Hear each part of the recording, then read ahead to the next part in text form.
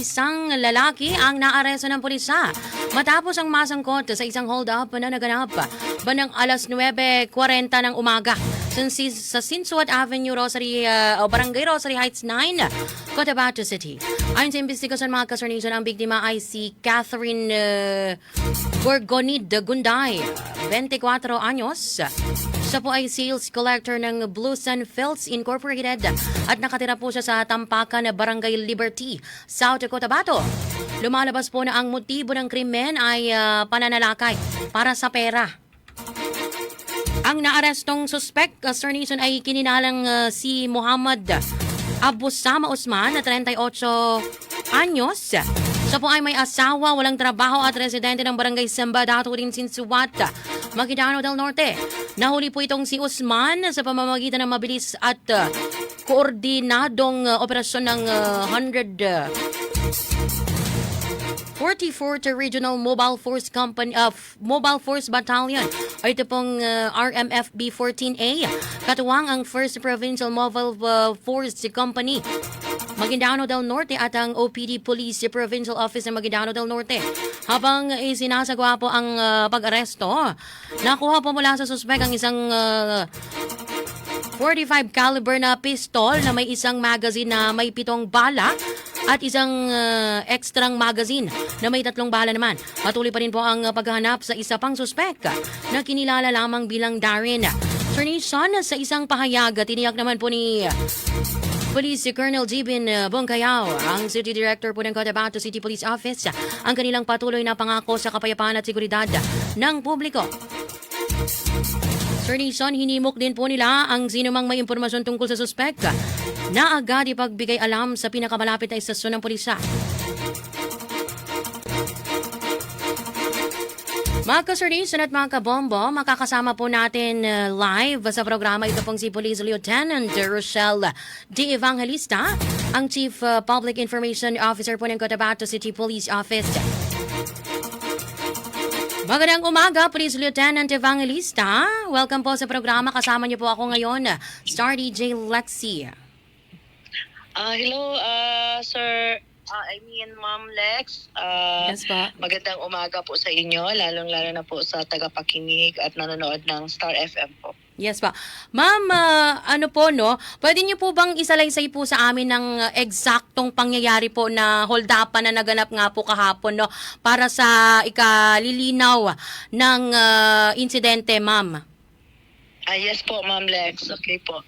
Actually, yes po, tama po kayo, no? Yes po. Na nasabi niyo na po na kahapon nga po, January 29, meron pong robbery incident tayong nangyari, particularly po dyan sa Swat Avenue, Barangay Rosary Heights 9, Cotabato City, no? Nangyari ito mga bandang 9:40 ng umaga. Yung mga oras na yon, yung ating personnel po ng 1404 RMFB 148, katuwang po yung PMFC, MDN at ang Police Provincial Office po ng Maguindanao del Norte, nagdala po itong nahuling suspect na nagngangalang Muhammad Abusama Usman, no? 38 years old dito, Ma'am Lex, married, jobless, and residente po ito ng Barangay Simba, Gataudin Sinsuat, Maguindanao del Norte, no? Dinala itong aresto dong suspect na ito sa kaso nga sa paggawa ng robbery hold-up.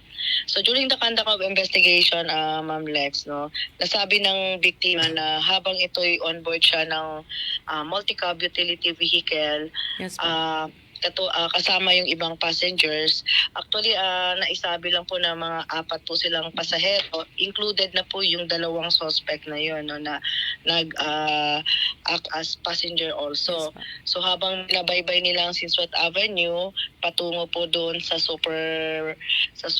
downtown area, bigla na lang itong 2 lalaki na ito or suspect na ito nagdeklara po ng hold up.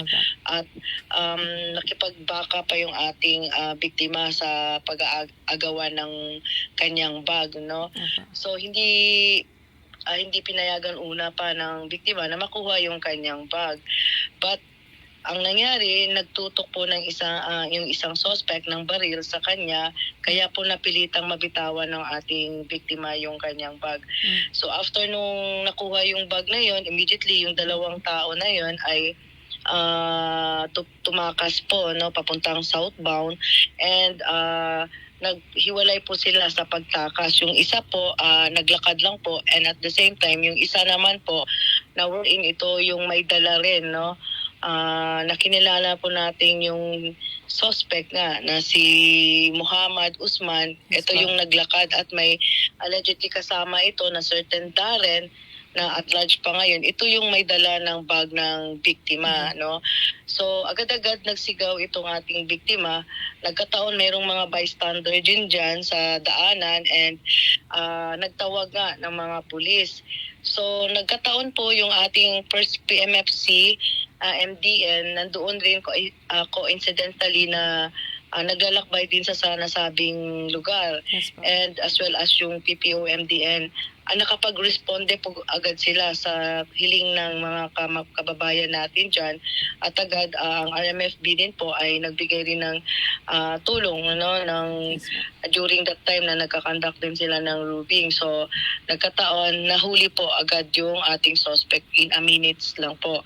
So during the declaration din po ng ating biktima, natangay po sa kanya, no, doon sa loob ng kanyang bag ang 400,000 na cash money, na wherein ito po'y collection ng kanilang kampanya, no, and at kanyang Vivo po na cellphone. While yung suspect po na nahuli natin, na si Mr. Usman, nakunan po, no, in his possession and control isang pistola po ng 45 caliber. Yes, po. Colt po ito. Meron po itong naka-insert na magazine na may 7 ammunition, at may extrang magazine pa po siya na loaded na 3 ammunition. So itong baril ngayon ay nasa kamay na po ng Regional Forensic Unit bar natin para po sa ballistics examination. If this gun din also, titingnan natin kung nagamit din ba ito sa ibang insidente. So for ballistic po yun, Ma'am Lex. Yes, pa. Ma'am, tanong lang po, no, paglilinaw. Kasi there are circulating, ma'am, na balita na itong biktima daw ay kawani ng isang malaking mall dito sa ating lungsod. So, ang nangyari po pala sakay po itong biktima sa sasakyan. Particular po sa multicab po ba? O tama, di ba, ma'am?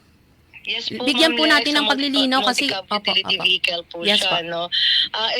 Ito pong ating biktima na si Mrs. Catherine Gunday. Apo. Ang nasabi lang po na na-declare sa atin dito ay isa po siyang sales collector ng Blue Sun Philippine Incorporated po, na Apo. wherein nakatira po siya sa Barangay Liberty, South Cotabato. Actually, Ma'am Les, Apo. hindi na sa kanya ito yung lagi siyang naghahatid ng pera papuntang bangko po, no. Na i-declare sa atin ng biktima na ito lang yung time kasi na nakasakay rin siya ng pampublikong sasakyan. Apo. Kasi kadalasan naman kapag siya ay naghahatid ng pera ng kanilang kampanya, no, ito'y hinahatid ng kanilang company vehicle. Nagkataon po na mayroon ding nagamit po yung kanilang company vehicle. That's why hindi po siya nahatid ng araw na yan. So, yun po yung nangyari, no. Sumakay po siya, yun lang, wala po rin siyang kasama. So, doon po baka na pag-alaman ng mga suspect, then ito po naitangay yung kanyang malaking cash money na amounting po na 400,000. Ma'am, yung pera po ba naibalik po sa biktima?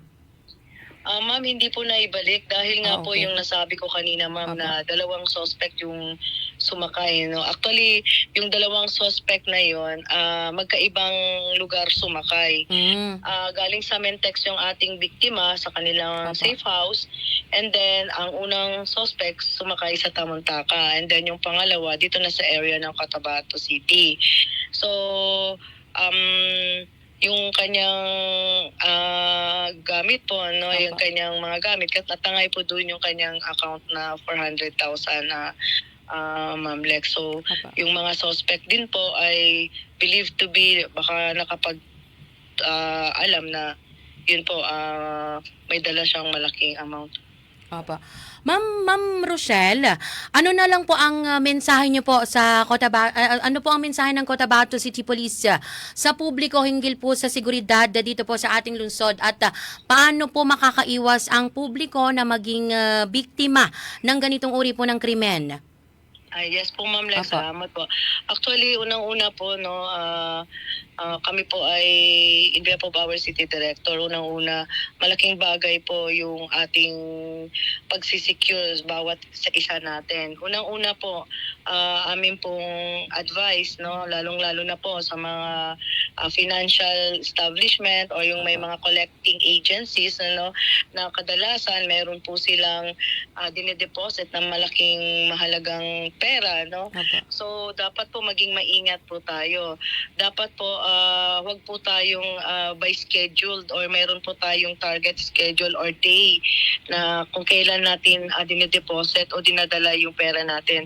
Dapat po ay wag po tayong may targeted day. Dapat po randomly po natin na ihatid sa bangko, no? Kasi po napapattern po tayo ng mga suspect, no, or mga ganitong klaseng tao na may tangkang agawin ng inyong pera. Pangalawa po, kung kayo po sa mga ganitong mahalaking pera, dapat po extra cautious po tayo, extra keen observer po tayo, no. Kung tayo po ilalabas ang ating pera sa ating mga safe house, dapat po iilan lang pong nakakaalam. Hindi naman natin sinasabi na yung mga kasamahan maaring may inside job, but kailangan po needed din po na extra careful tayo kaya hindi naman natin masigurado. Mas maganda na lang yung nagsisigurado tayo na iilan lang po ang may alam. So, dapat po hindi po tayo napapattern sa pagdala ng pera. Another po is, kapag in case na nandyan na po tayo sa sitwasyon na hino-hold up na po tayo, huwag na po tayong manlaban. Never na po tayong makipag-agawan. Hindi po natin maitatansya yung iisipin ng suspect against sa atin. Lalo na pag may dala na po. Okay.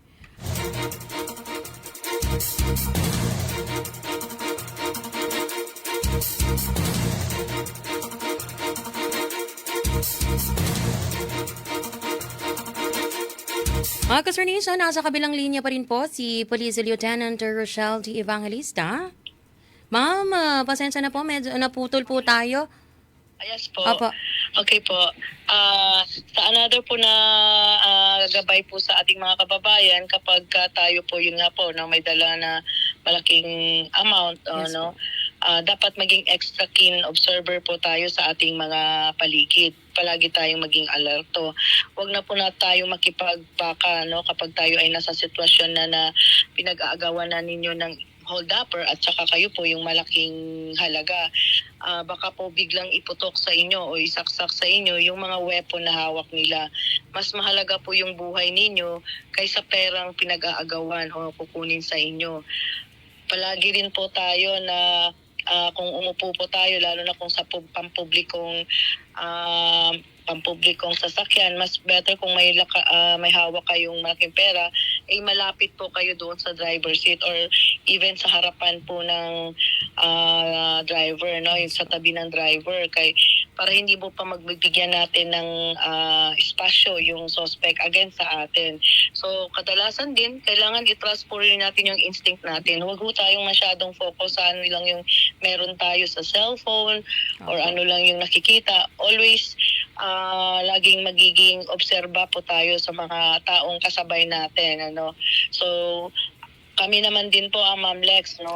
Naghihingi rin ng malaking pasasalamat sa ating mga kapwa security sector na nagbabantay dito sa Cotabato City, no. Alam po natin na hindi po kakayanin lang po ng strength po ng CCPO ang pagbantay lahat sa lugar ng Cotabato City, sa sulok ng Cotabato City, but the presence merely of our friendly forces, ang ating mga security sectors, iba't ibang sektor na nagbabantay sa ating lungsod, malaking bagay po yung pagtulong ninyo sa amin. Wherein, ito nga po, maganda po yung naging result ng ating paghuli sa suspect. At as well as po sa mga mamayan po na tumulong sa biktima para mabigyan ng assistance, no? Sila rin po yung nagbigay tulong para magtawag ng pulis at mag-ingay para lang po mahuli agad ang suspect. Kaya nga po, immediately within minutes po ay nahuli po kaagad yung isang suspect sa pangyayaring ito, Ma'am Lex. Yes po. Ma'am, ayan lang po sa ngayon, no? Maraming salamat po sa pagpapaunlak po sa aming paanyayang live interview po sa inyo. Yes, Ma'am Lex, salamat po. Yes pa. Mga